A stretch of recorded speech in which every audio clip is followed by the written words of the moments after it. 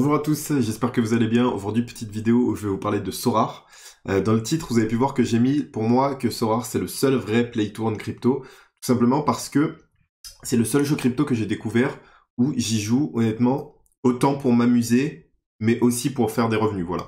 Tous les autres jeux crypto que j'ai pu découvrir, j'y ai joué uniquement pour essayer de faire des gains, de récupérer de la crypto. La vidéo la plus vue de ma chaîne, entre autres, c'est la vidéo sur Alien World, qui est un jeu qui, au final, n'avance pas. Ça fait 1 an et demi que je pense que j'ai fait ma vidéo dessus. Le jeu, il en est quasiment toujours au même point. Et si on y jouait, enfin, les jeux, c'était simplement cliquer pour miner de la crypto. C'était vraiment pas du tout intéressant. Ici, on est sur un jeu qui est vraiment intéressant. À savoir que moi, Sorare, je l'ai découvert, ça remonte à septembre 2022. Et à l'époque, ça ne m'intéressait pas du tout. Donc, il faut savoir que moi, de base, déjà, le foot, ça ne m'intéresse pas plus que ça. Je suis le footix qui regarde le foot pendant la Coupe du Monde et l'Euro, et c'est à peu près tout. Mais maintenant, le jeu, déjà, est beaucoup moins pay to win. Avant, c'était vraiment, vous aviez les meilleures cartes, vous vous classiez bien, et donc vous aviez la possibilité de gagner des récompenses.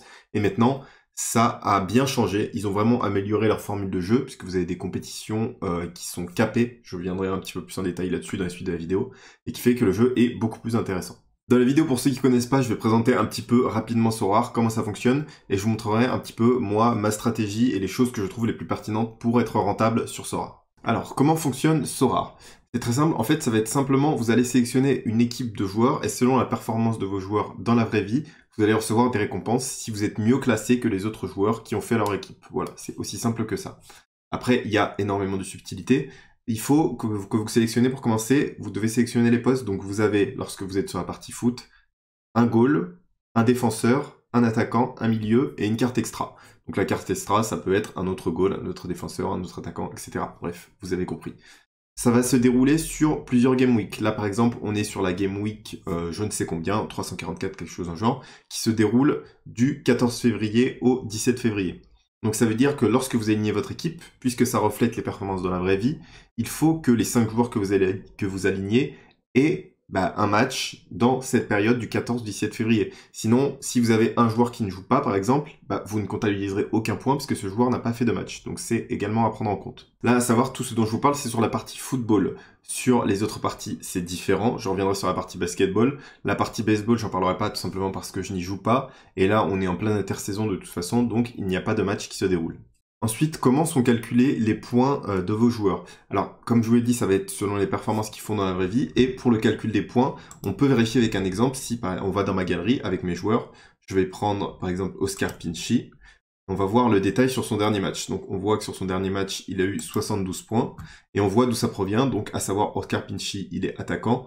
Alors donc on voit qu'il a obtenu un penalty, ce qui lui a donné un gros bonus de points. Vous voyez le score complet en général. Donc là par exemple, comme il a subi des fautes, ça lui donne plus 1 point. Il a aussi fait une faute, moins 0,5. Le nombre de duels gagnés, le nombre de duels perdus. Voilà. C'est tout simplement du coup par rapport aux différentes actions qu'il va faire. S'il a fait beaucoup de bonnes actions, il va gagner plus de points. S'il en a fait mauvaises, il va en perdre. Et c'est tout simplement par rapport à ça. À vous de regarder les détails si ça vous intéresse pour savoir comment ça fonctionne, un petit peu tout le détail des points. Maintenant, c'est bien beau tout ça, mais comment on joue concrètement? Donc, vous avez la partie free-to-play. C'est ce que je vous recommande de toute façon de passer par ça avant de, si vous êtes intéressé, de vouloir aller plus loin, de mettre de l'argent, d'essayer la partie free-to-play. Donc, sur la partie football, je vais pas vous le cacher, c'est extrêmement difficile de gagner. Moi, je vous recommande d'essayer juste histoire de vous faire la main, mais n'espérez pas gagner grand-chose, puisque vous voyez que vous avez accès à, ça va être les 5 grandes ligues, où vous pourrez participer en fait en n'ayant que des cartes communes. Donc les cartes communes, c'est des cartes que vous pouvez obtenir gratuitement. On vous les proposera au début, lorsque vous créez votre compte, vous pourrez choisir parmi une sélection de cartes pour d'avoir des cartes communes. Les cartes communes, elles sont gratuites, elles ne sont pas sur la blockchain, donc vous n'avez pas la possibilité de les revendre. Les cartes que vous pouvez acheter et revendre, ça commence à partir des cartes limited. Les cartes communes, elles ne sont pas sur la blockchain, elles ne peuvent pas être revendues. Vous ne les possédez pas vraiment, contrairement aux autres. C'est quelque chose d'important à prendre en compte.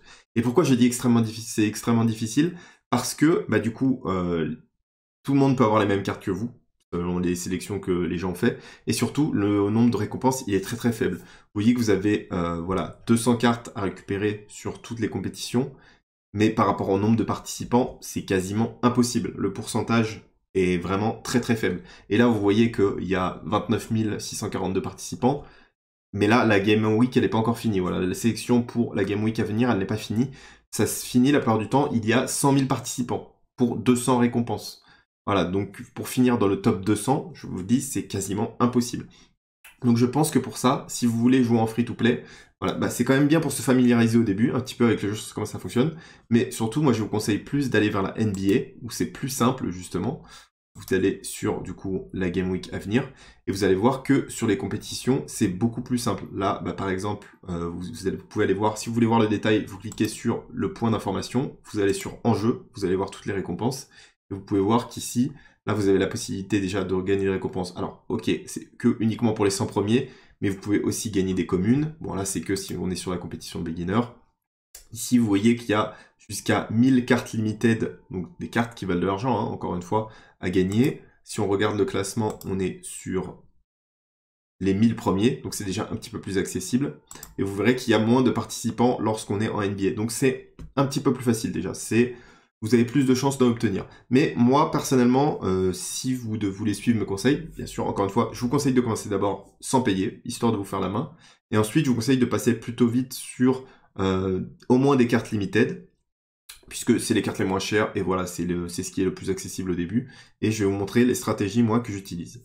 On est de retour sur la partie foot. Alors, comme je vous disais, pour moi, avant, Sorare, c'était vraiment un pay to win. Pourquoi? Dans le sens où, lorsque vous aviez les meilleures cartes, les meilleurs joueurs, vous aviez juste à les aligner, et forcément, comme la majorité du temps, comme c'est des joueurs qu'on peut appeler des top players, vous aviez juste à les aligner, vous alliez finir bien classé, et donc vous alliez récupérer de nouvelles cartes, de nouvelles récompenses, etc. Sauf que maintenant, Sorare a introduit ce qu'on appelle les compétitions cap.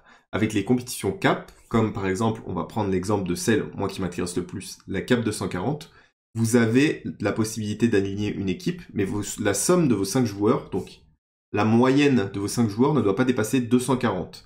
C'est quoi la moyenne en fait de vos 5 joueurs? C'est tout simplement lorsqu'on va retourner là sur ma collection de cartes, hop, voilà, on va retourner ici.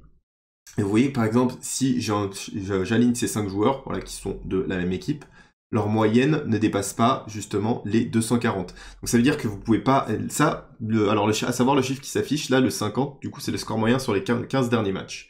Donc ça veut dire que vous ne pouvez pas aligner du Mbappé, du Haaland, enfin voilà, vous pouvez pas assigner 5 joueurs qui ont des moyennes de malade, parce que voilà, tout ce qui va être les Mbappé, les Haaland, voilà, tous les top players, ils ont des moyennes qui sont à 70, parce que voilà, ils font toujours quasiment tout le temps des très très bons matchs. Donc vous allez devoir vous en sortir avec des plus petites équipes, et ça va être beaucoup plus facile de performer, puisque là, on n'est plus sur un pay-to-win où celui qui a la meilleure carte qui vaut vraiment très cher qui va importer. Vous allez devoir être un petit peu malin pour essayer de vous en sortir. Autre chose qui est extrêmement intéressant, et pourquoi moi je vous pousse à aller vers la cap 240, c'est qu'en plus la cap 240 a un palier qui fait que si vous atteignez 250 points lors de votre Game Week, vous gagnez automatiquement une récompense en ETH. On voit que là, vous gagnez 5 $ en ETH. On va aller sur le détail, en fait, tout simplement, et on voit sur les enjeux. Et donc, on voit que si vous atteignez un score minimum de 250, vous gagnez en plus 5 $ en ETH automatiquement. Et en plus de ça, vous avez la possibilité de gagner aussi des récompenses avec des cartes. Donc, c'est super intéressant. À savoir, du coup, vous assignez votre équipe qui doit être à une moyenne en dessous de 240 pour qu'ils atteignent ensuite sur leur match la moyenne de 250. C'est vraiment pas si dur que ça. Et tout l'intérêt, et moi toute la stratégie que je vais vous présenter, c'est essayer de mettre en place une équipe qui n'est pas trop chère. Donc une équipe qui va être aux alentours, moi j'ai réussi à faire une équipe qui m'a coûté 45 €, je crois, si je dis pas de bêtises, on vérifiera ensemble juste après, et qui me permet de performer et de gagner non seulement des cartes, mais aussi de gagner 5 € à chaque fois qu'il dépasse ce fameux palier de 250. Donc comment construire une équipe pour pas trop cher? Donc moi je vais vous dévoiler ma propre stratégie, mais n'hésitez pas, voilà, une fois que vous avez un peu avancé dans le jeu, à mettre en place votre propre stratégie. Mais pour moi, ce qui m'intéresse, il faut savoir que sur Sorare, le nerf de la guerre, les cartes qui coûtent le plus cher, c'est les gardiens. Pourquoi c'est les gardiens? C'est extrêmement simple parce qu'un gardien, généralement, déjà, il est tout le temps titulaire, à part s'il se blesse ou vraiment qui fait vraiment, je sais pas, énormément de matchs où il est pas très bon, il va jamais être remplacé, il va quasiment jamais être remplacé.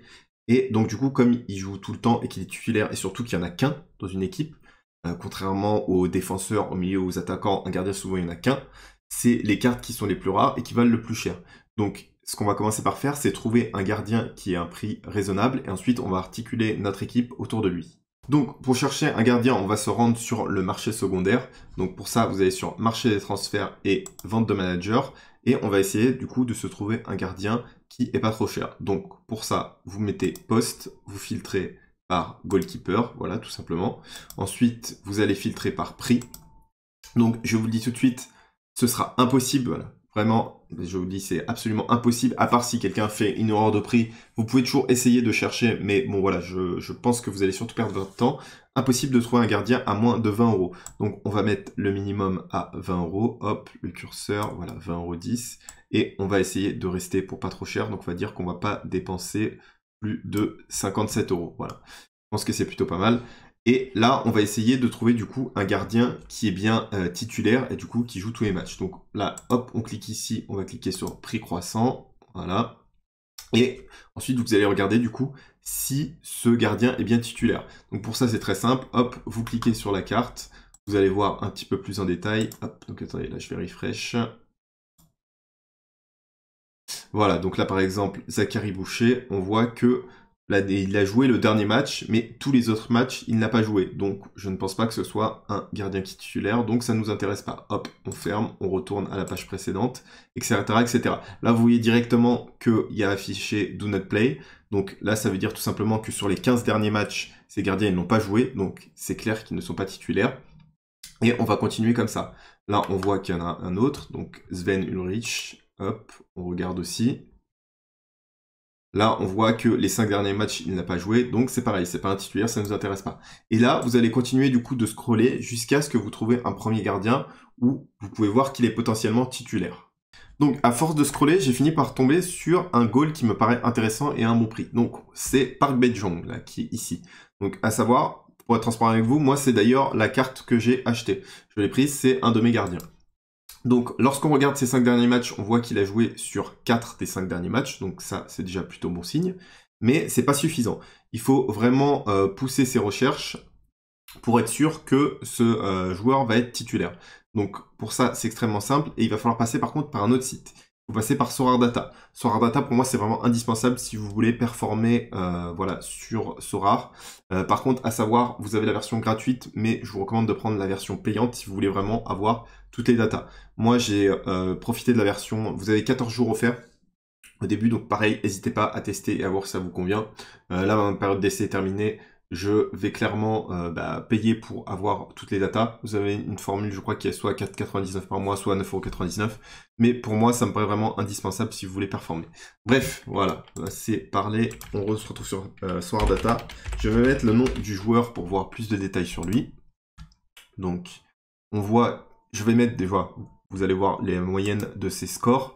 Donc, je regarde ses scores sur la dernière saison. On voit que sur toutes les Game Week qu'il a fait, il a plutôt de bons scores déjà, ce qui est plutôt intéressant. Il y a pas mal de fois où il a cherché des scores qui sont carrément plutôt honorables, sachant que nous, on vise surtout à faire des scores qui sont aux alentours de 50 pour viser, du coup, voilà, la cap de 140 et les récompenses. Donc, on voit que ça va. On va dire un match sur deux sur ceux qu'il a joué là dans la saison précédente. Il a fait des bons scores, donc c'est intéressant. Mais il y a autre chose à vérifier. Il faut vérifier son club actuel. Je vois qu'il est à Suwon, en K-League One. Il faut savoir que, dans certains cas, si vous êtes dans l'intersaison, vous pouvez tomber sur un joueur qui est affiché comme en étant en Ligue 1, alors que son club est relégué en Ligue 2. Donc ça, c'est pareil, ça demande à faire des recherches. De toute façon, il faut savoir que si vous vous mettez sur Sora et que vous n'avez pas le temps, c'est pas du revenu passif, en fait. Il faut s'investir en temps, il faut faire ses recherches. Donc j'ai regardé, moi, ce que j'ai fait, puisque je vous ai dit que j'avais pris cette carte. J'ai regardé si ce joueur était bien toujours en Ligue 1. Donc je suis allé voir, voilà, le classement de la Ligue 1 coréenne. Je vois que du coup la saison de Ligue coréenne n'a pas encore commencé, hein, c'est pour ça qu'ils n'ont aucun point. À savoir, pour info, du coup, leur saison, ça commence le 25 février. Je vois que du coup que le club Suwon, déjà il y en a deux, mais je vous dis tout de suite, c'est celui-là, le club du haut, du coup, où est Park Bae-jong. Et du coup, je vois qu'ils sont bien toujours en Ligue 1 et qui va bien participer à la prochaine saison. Donc voilà, c'est top. En plus, voilà, là, c'est la saison coréenne va bientôt commencer, donc c'est encore plus intéressant. Je sais qu'il va faire beaucoup de matchs, à condition qu'il soit titulaire. Il faut aussi faire pousser plus les vérifications. Par exemple, en allant directement sur la page du club. Vous voyez, en allant sur la page du club, vous voyez qu'ici, vous avez les infos sur les 15 derniers, matchs, que c'est Park Bae-jong qui a eu le plus de minutes jouées. Forcément, il est gardien et titulaire. Et je vais également vérifier le roster. parce que c'est pas parce qu'il a joué la saison dernière qu'il est forcément titulaire cette saison. Et là, je regarde, je vois qu'est-ce qu'il y a en réserve, donc on voit qu'il y a ces deux goals, mais clairement, ils ne jouent pas, ils ont des stats catastrophiques. Par contre, il y a ce joueur-là qui m'inquiète. Est-ce que, potentiellement, ça serait pas un joueur qui serait arrivé pour le remplacer? Je vais cliquer sur son profil, et quand je regarde le profil de joueur, et que je regarde ses scores sur la saison précédente, je vois qu'il n'a quasiment pas joué. Donc, je ne m'en fais pas trop. Mais on n'est jamais à l'abri, hein. Ça se trouve, ce sera lui qui va être titulaire à la saison qui arrive. Donc il faut aussi se méfier par rapport à ça. C'est un petit pari, et je pense aussi que c'est pour ça que cette carte n'est pas très chère. Mais voilà, moi j'ai pris le pari de ce côté-là. Sinon vous pouvez aller vers des cartes goal un petit peu plus chères, mais votre équipe forcément elle va vous coûter direct un petit peu plus cher. Ensuite, quel est le reste de ma stratégie? Moi, une fois que j'ai mon gardien, c'est très simple, je vais prendre des joueurs de la même équipe, puisque généralement si le gardien n'est pas très cher, le reste des joueurs va l'être encore moins. Et je vais articuler mon équipe autour de ça en prenant des joueurs qui sont dans la même équipe, par contre. Pourquoi dans la même équipe? Parce que déjà, je sais qu'ils jouent en même temps dans la même game week. Voilà, de ce côté-là, il n'y a pas de souci à se faire. Et surtout, je me fie aux statistiques pour voir du coup les joueurs de l'équipe qui jouent le plus souvent et qui ont le meilleur score en moyenne. Voilà, tout en ne dépassant pas ce cap de 240. Donc pour ça, je vais directement sur la page de l'équipe. Et là, alors là, vous avez c'est la version du coup qui est gratuite de Sorare Data, donc vous n'avez pas tous les détails. Lorsque vous avez les versions payantes, vous avez plus d'informations. Vous voyez notamment, par exemple, dans les top minutes jouées, vous n'avez pas qu'un seul joueur qui est affiché, vous avez toute la liste des joueurs, donc c'est beaucoup plus intéressant. Et je regarde également du coup le top, voilà, donc ça c'est le top de la moyenne des 15 derniers matchs des joueurs. Donc vous avez là aussi le détail, là on voit juste les premiers.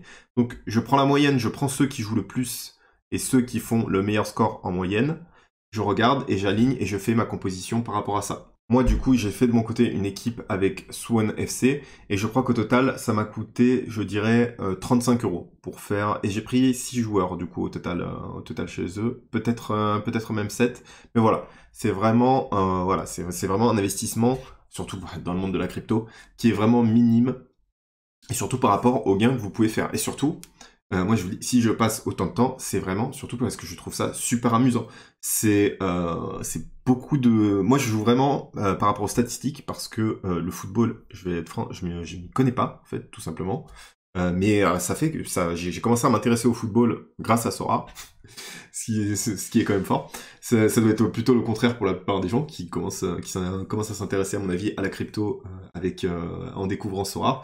Moi, c'est l'inverse. La crypto m'a amené à m'intéresser au foot. Évidemment, vous n'êtes pas obligé de faire comme moi, vous n'êtes pas du tout obligé de prendre des joueurs de la même équipe, mais moi, c'est ce que j'ai vérifié, c'est que statistiquement, quand on prend les joueurs qui jouent le plus et avec une bonne moyenne d'une équipe, il y a forcément toujours un moment où ils vont faire un bon match. Voilà, ça va forcément arriver au moins, allez, disons, une dizaine de fois pendant leur championnat, et donc vous aurez la possibilité de gagner des récompenses. Non seulement, du coup, les 5 € en ETH, mais aussi la possibilité de gagner des cartes en faisant un classement qui est suffisamment bon. Donc voilà, pour moi c'est super intéressant, et surtout je trouve ça hyper amusant. Voilà, n'hésitez pas à aller dans le détail, hein, même si vous restez sur la version gratuite. Vous voyez que quand vous allez dans le roster, vous pouvez voir un petit peu tout ce qui va être les défenseurs qui sont titulaires. Donc vous regardez, vous essayez d'en trouver un qui, si vous voulez vraiment pas mettre d'argent, vous essayez d'en trouver un qui est titulaire mais qui est vraiment pas cher. Voilà, n'hésitez pas. Pareil pour les milieux, etc. Donc faites bien toutes vos propres recherches. Faites bien attention. Des fois, peut y avoir des transferts. Donc normalement, le site est plutôt à jour, mais n'hésitez pas à comment on dit, à crosser les informations. C'est pas comme ça qu'on dit en français, mais j'ai perdu le mot. Mais voilà, à double-checker, faut vraiment pas hésiter pour être sûr de ne pas faire d'erreur. Bon, là, de toute façon, si vous vous trompez, c'est pas des sommes énormes qui sont engagées, donc ça va. Mais si vous commencez à vouloir partir sur des cartes un petit peu plus rares, voilà, vous avez là, on est sur la catégorie des cartes limited, mais si vous voulez commencer à aller sur les cartes rares ou ultra rares, etc., c'est des sommes beaucoup plus importantes qui sont engagées. Donc là, il faut pas faire d'erreur. C'est pour ça que je vous conseille vraiment de commencer d'abord en gratuit et de monter petit à petit. Petite information que je vous tourne le lendemain parce que je me rends compte que j'ai oublié une information importante. Vous n'êtes pas obligé d'aller sur le marché secondaire si vous voulez acheter du coup vos joueurs une fois que vous avez fait votre petit repérage. Vous pouvez aller directement sur les enchères de nouvelles cartes. Donc là, c'est les nouvelles cartes qui sont mises en vente directement par Sorare. Et vous avez la possibilité du coup, lors d'une enchère, ce sera pas forcément le cas, des fois ça va se vendre plus cher que ce que c'est vendu sur le marché secondaire, mais du coup, il n'y a aucun intérêt de l'acheter, hein, ne faites pas ça. Mais la plupart du temps, vous avez la possibilité, sur une enchère de nouvelles cartes, essayez de choper une carte qui est en dessous du floor price sur lequel c'est vendu sur le marché secondaire. Donc voilà, quand vous avez choisi votre équipe, n'hésitez pas à vous taper le nom du joueur directement dans la barre de recherche, ou sinon vous allez dans équipe, hop, vous sélectionnez l'équipe qui vous intéresse, vous aurez toutes les cartes en vente de cette équipe qui s'afficheront, et n'hésitez pas à participer aux enchères. Voilà, donc à savoir, si vous voulez un petit peu d'épreuves, donc moi je vais vous montrer du coup la Game Week qui est en cours, je vais vous montrer en direct, donc j'ai aligné mon équipe, donc tous ces joueurs, ils sont de la même équipe, hein. Donc ils sont de Mirandes, c'est donc de la Ligue 2 espagnole. J'ai construit mon équipe autour d'eux parce que Alfonso Herrero, il était vraiment pas cher. Donc là, voilà, on voit qu'ils ont fait un bon match cette semaine, donc ils ont pu avoir un bon score, donc c'est top pour moi. Mais encore une fois, moi, je m'y connais pas en foot. Je m'y connais pas en foot du tout. Je me base purement sur les statistiques. Et j'ai vu qu'en statistique, il y a des moments où ils arrivaient à bien performer, et donc que j'ai aligné ces 5 joueurs de la même équipe. Et donc là, on voit que je suis à 315 points sur 0,5, donc en cap de 5,40. Donc déjà, d'office, pour cette Game Week, je vais gagner les 5 $ en récompense de TH, mais aussi je vais gagner une récompense avec une carte. Donc, à savoir, là, la Game Week n'est pas finie, donc je vais sûrement pas rester...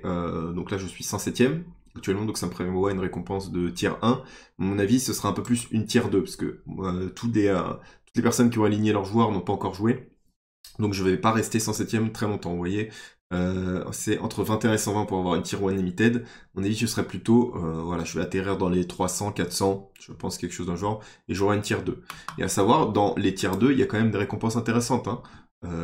Donc il faut avoir la chance, parce que c'est aléatoire.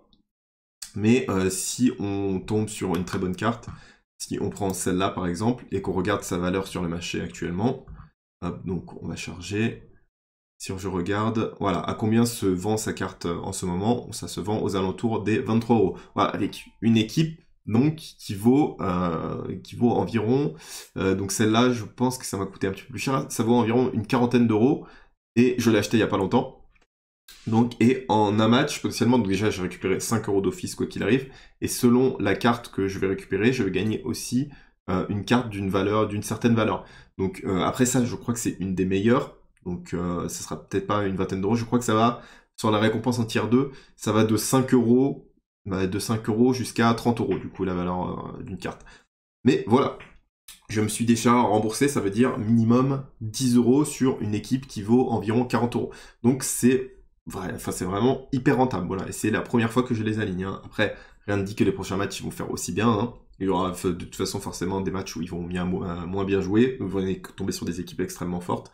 Mais voilà, ça reste quand même extrêmement intéressant. Ensuite, pour aller sur des détails qui sont un petit peu plus macro, voilà, je pense que Sorare a aussi un très grand avenir parce que le jeu est fun, voilà. Honnêtement, si vous jouez uniquement pour gagner de l'argent, c'est pas hyper intéressant parce que en soi, les performances que vous allez pouvoir faire, voilà, vous achetez vos cartes avec de l'ETH, en soi, moi je vous le dis, après ça reste que ma croyance, vous achetez juste de l'ETH et vous le laissez sur votre cold wallet, vous attendez le prochain bull run et vous ferez sûrement de meilleures performances que celles que vous faites quand vous jouez à Sorare. Mais si vraiment moi je le fais, c'est parce que je trouve ça hyper amusant. Franchement, je vous le dis, pour moi qui n'aime pas du tout, que ce soit le foot ou la NBA qui ne m'y intéresse pas du tout, franchement, je m'amuse énormément en jouant à Sorare. Voilà, c'est entre autres pour ça que je voulais vous faire une vidéo dessus. Et voilà. Si ça vous intéresse, n'hésitez pas à passer dans le lien dans la description. Donc à savoir, le lien dans la description, ça fait que si vous achetez 5 cartes limited, vous en recevrez une autre gratuitement. Et moi aussi, j'en recevrai une gratuitement. Et pour Sorare Data, même chose, je vous mettrai le lien dans la description pour aller sur le site. Et voilà, si vous décidez de prendre un abonnement. Encore une fois, d'abord, passez par la version gratuite, faites vos petits tests, voyez d'abord si Sorare vous plaît, avant de faire tout ça, hein. Avant de commencer à mettre de l'argent, je pense que c'est plus intéressant. Mais voilà. En tout cas, c'est tout pour cette vidéo. J'espère que ça vous a plu. Je pense que cette vidéo va être assez longue. Mais bon, voilà. En tout cas, moi, je tenais à le faire parce que ça fait vraiment plus de 2 semaines que je ne fais que ça. Je fais que manger Sorare, dormir Sorare, etc. Le jeu m'a vraiment piqué. C'est vraiment super sympa. Et voilà. J'espère qu'il y en a d'entre vous qui vont découvrir et à qui ça va plaire. Et voilà. C'est à peu près tout. Je vous dis à très bientôt. N'hésitez pas, comme d'habitude, vous savez, à vous abonner, à activer la cloche. N'hésitez pas non plus à me suivre sur Twitter. Et je vous dis à très bientôt pour une prochaine vidéo. Ciao.